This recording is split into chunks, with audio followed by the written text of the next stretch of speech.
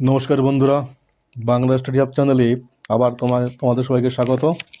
আজকে আমরা আলোচনা করব মাধ্যমিক 2027 পরীক্ষার জন্য বায়ুমণ্ডল অধ্যায় থেকে যে 2 নম্বরের গুরুত্বপূর্ণ প্রশ্নগুলো আসতে পারে। দেরি না করে চলো শুরু করা যাক।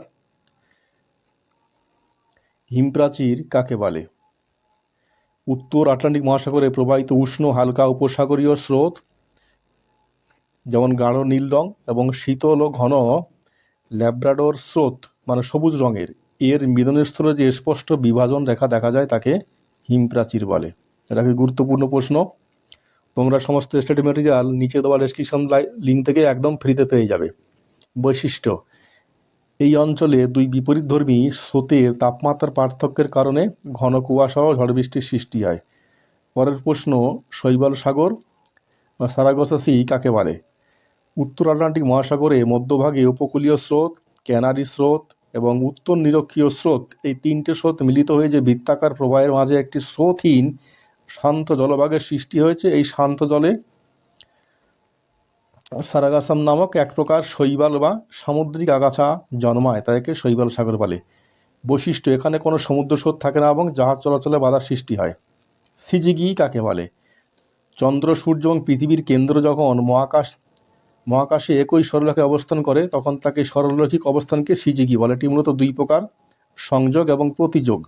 সংযোগ: যখন চাঁদ পৃথিবী ও সূর্যের মাঝখানে থাকে অমাবস্যা তিথিতে, এবং প্রতিযোগ: যখন পৃথিবী চাঁদ ও সূর্যের মাঝখানে থাকে, এটা পূর্ণিমা তিথিতে। মরা কোটাল বা মরা জোয়ার কেন হয়?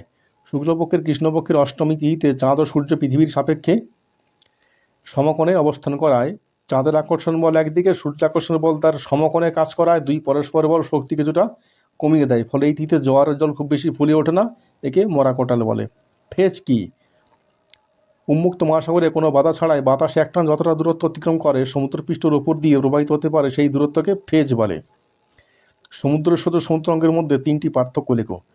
সমুদ্র স্রোত: সমুদ্রের জল এক স্থান থেকে অন্য স্থানে অনুভূমিকভাবে প্রবাহিত হয়। সমুদ্রের তরঙ্গ কেবল একই স্থানে ওপর নিচে ওঠানামা করে, স্থান পরিবর্তন করে না। প্রধান কারণ: নিয়ত বায়ুপ্রবাহ। আর এর প্রধান কারণ হচ্ছে মূলত সমুদ্রপৃষ্ঠের উপর বাতাসের ঘর্ষণ। প্রভাব: উপকূলে জলবায়ু এবং জাহাজ চলাচল সরাসরি প্রভাবিত করে। এটা কেবল উপকূলের ক্ষয় ও সঞ্চয় কাজে অংশ নেয়। সমুদ্র স্রোত ও সমুদ্র তরঙ্গের পার্থক্যটা এবছর খুবই ইম্পর্টেন্ট, তোমরা এটা ভালো করে ফলো করো। বান ডাকা কাকে বলে? বর্ষাকালে অমাবস্যা বা পূর্ণিমা তিথিতে সমুদ্রের জোয়ারের জল যখন ফানেল আকৃতির নদীর মোহনা দিয়ে প্রবল গর্জন করতে করতে নদীখাত বেয়ে উত্তাল উজান দিকে প্রবেশ করে তখন থেকে বান ডাকা বা টাইডাল বোর বলে, যেমন হুগলি নদী।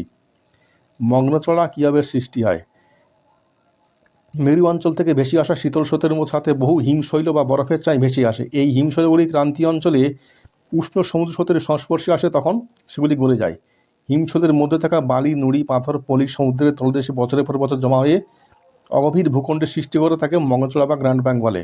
অর্থনৈতিক গুরুত্ব: মগ্নচড়াগুলি পৃথিবীর শ্রেষ্ঠ বাণিজ্যিক মৎস্য আহরণ ক্ষেত্র। এখানে প্রচুর প্লাঙ্কটন জন্মায় যা মাছের প্রধান খাদ্য, ফলে এখানে মাছ ধরার খুব সুবিধা হয়। পেরিজিয়ান জোয়ার কাকে বলে?